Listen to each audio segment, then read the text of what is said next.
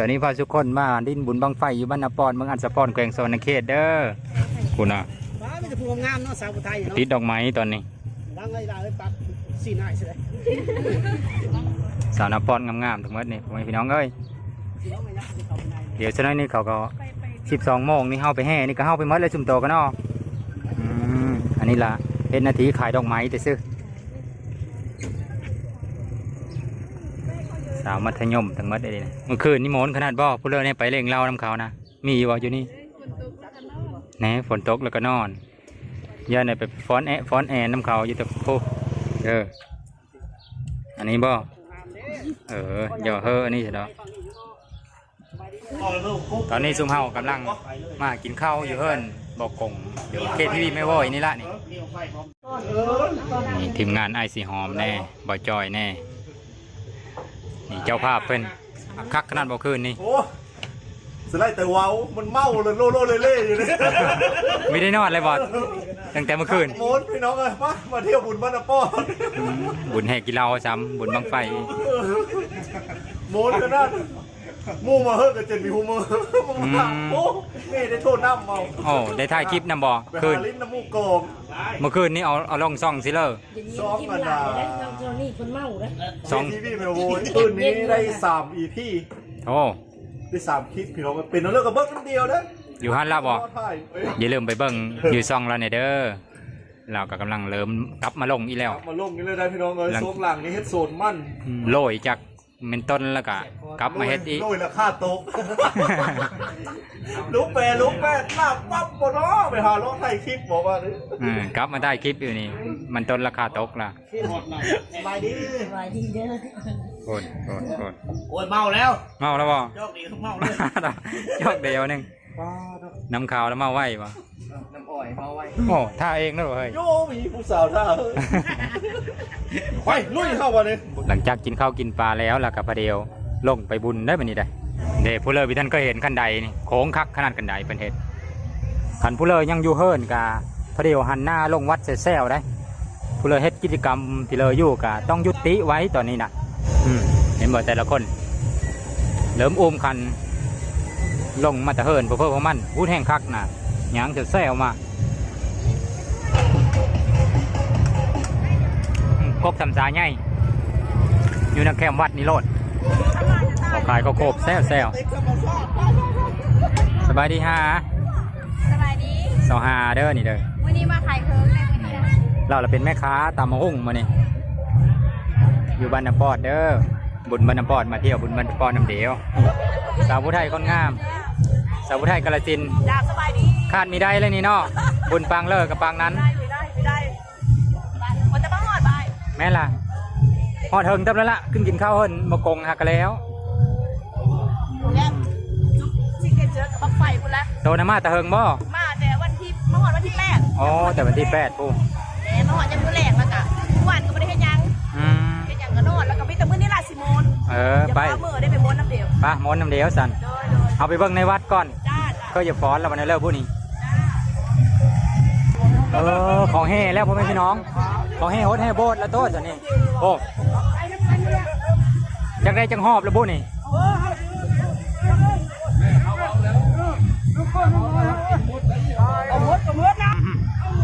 คนลายเลย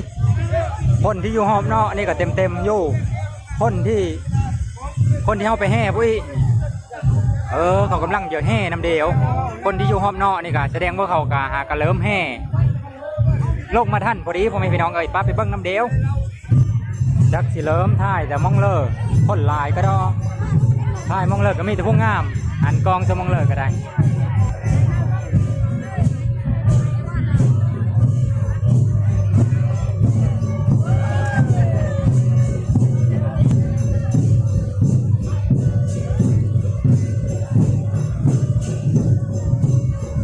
บุญมันน้ำปอดเด้อนี่ผู้สาวผู้ได้งาม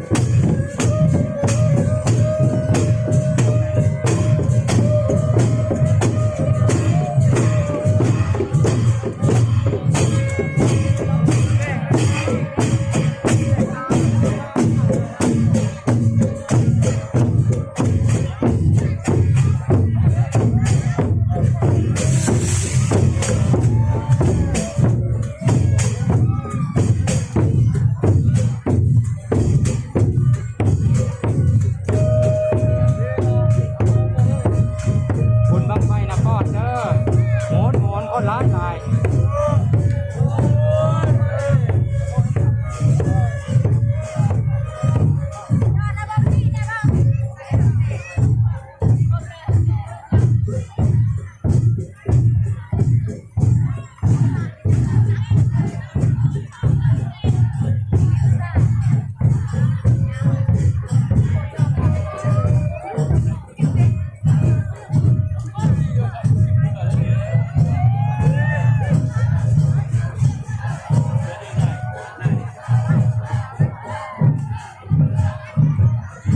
บุญบังไฟวัดนครเด้อเด้อ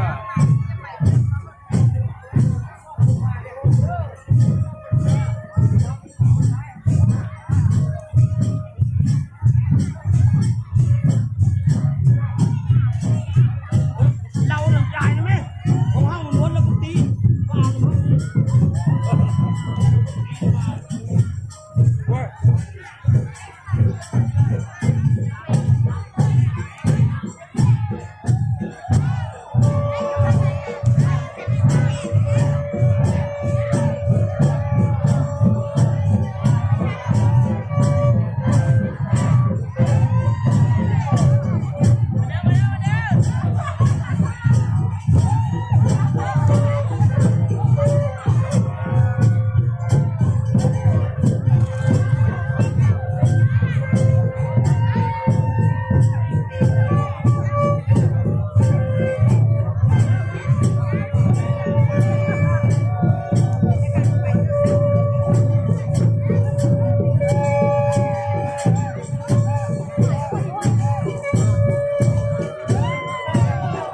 บังไฟนครเด้อ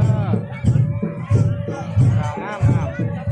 สาวผู้ไทยวัดนครงามพี่น้อง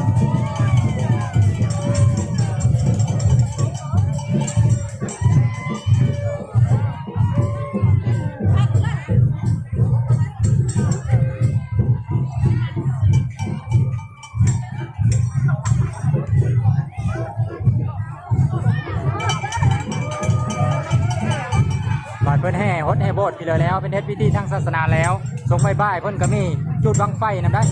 บังไฟเพิ่นล่ะบังไฟแบบธรรมชาติเลยบังไฟเพิ่นเฮ็ดเองเลยบังไฟแบบโบราณมียามันไม่เซอร์เนาะอ้าวเชื่อของแท้เป็นเหรอ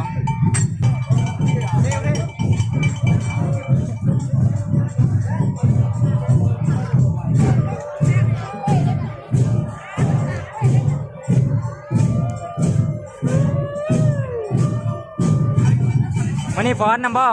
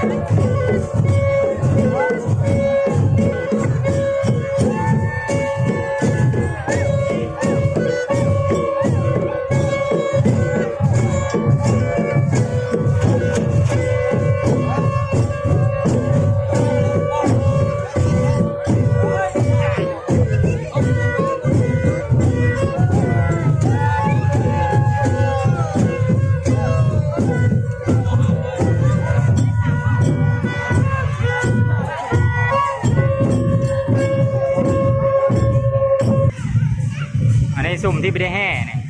หนังทาตามผมตามเงาดีแต่ว่าตอนนี้ละมันคืมฝนมากพ่อแม่พี่น้องเลยเมื่อคืนนี่ละหมู่บ้านเพื่อฝนตกแห้งเห็นบ่อดินนี่นะจนเป๊ะจนชุ่มมดตะกี้นี่ขี้ฝุ่นลายได้ตะกี้ได้เมื่อคืนนี่ละฝนตกตอนนี้ก็ตั้มท้าฝนจะตกแล้วตอนนี้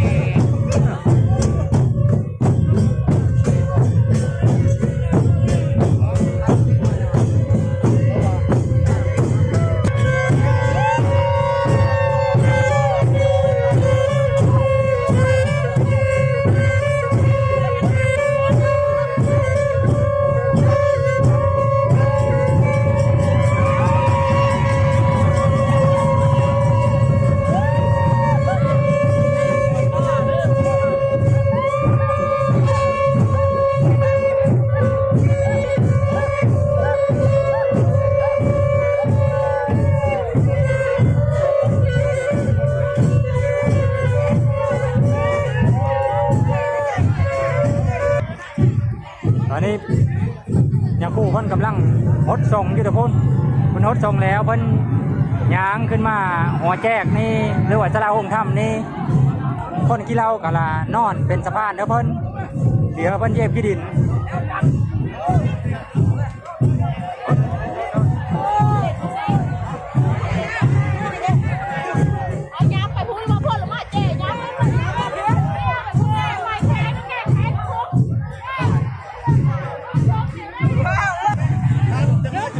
สาวกุฎหินก็มา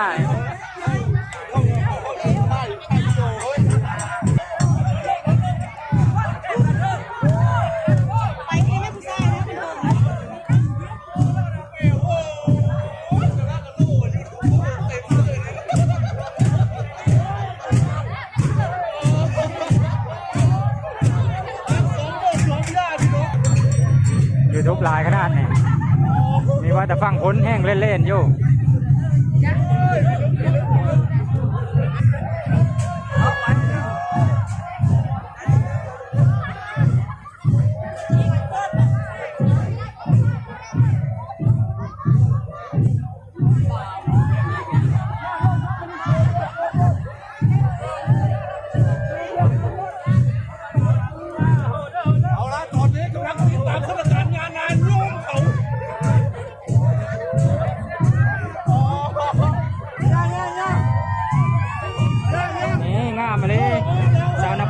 เด้อวิดีโอเด้อสาวนาปอดงามๆนี่สาวผู้ไทยบรรณปอดสาวผู้ไทยงามๆนะวัดพ่อพี่น้องนี่สาวผู้ไทยบรรณปอดเด้อนี่เด้อน้องนางเฮนเพิ่นเต็มฟ้อนแล้วนี่ผู้งามๆทั้งหมดไปเบิ่งน้ำเดียวพ่อพี่น้องนี่สาวมอดสอนาปอดเด้อหลายหมู่บ้านมาโฮมเดียวลักๆก็คือบ้านนาปอดนี่ล่ะนี่น้องเป็ดซ่าแห้งงามมานี่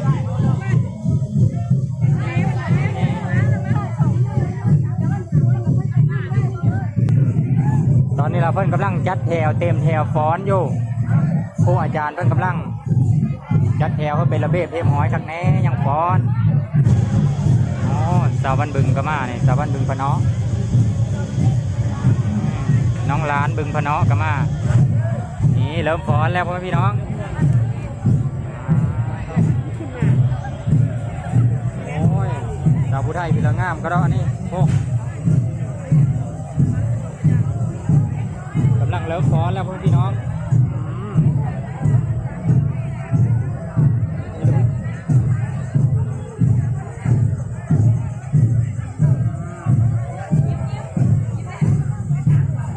ฟาดโอ้ยนี่นางงามนะนี่ได้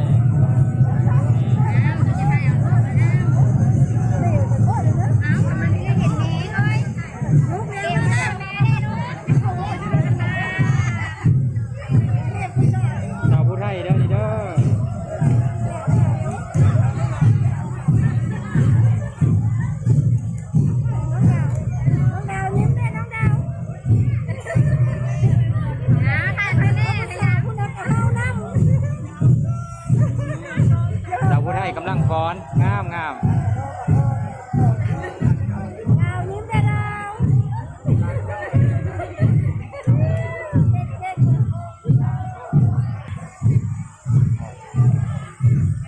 ต้นงามแล้ว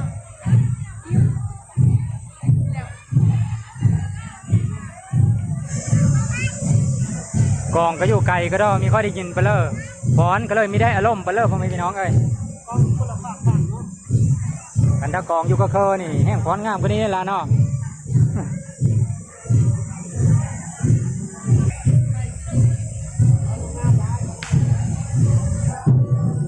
กองอีตุ่มก็อยู่ฝั่งนั้นผู้ฟ้อนก็อยู่ฝั่งนี้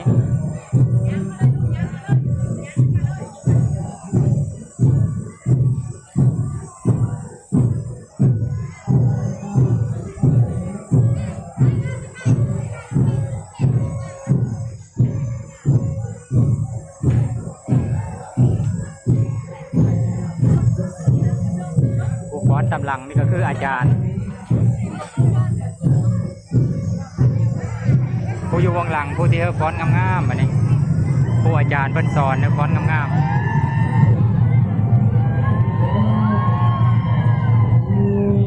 สาวผู้ไทยกำลังฟ้อนอยู่ในงานบุญบังไฟบรรณปอดเมืองอัศพรแขวงสวรรณเขตเด้อพ่อพี่น้องเด้องามบ่สาวผู้ไทยนะคนฟ้อนอ่อนซอยคักกระดอง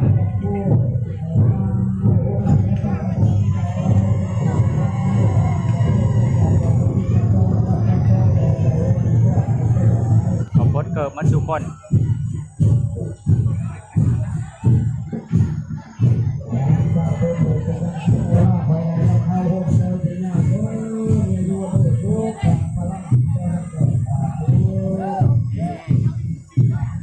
สาวผู้ไทยบรรณปอดเด้อนี่เด้อ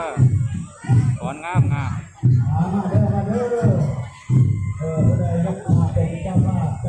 สาวนปอดทั้งเบิดนี่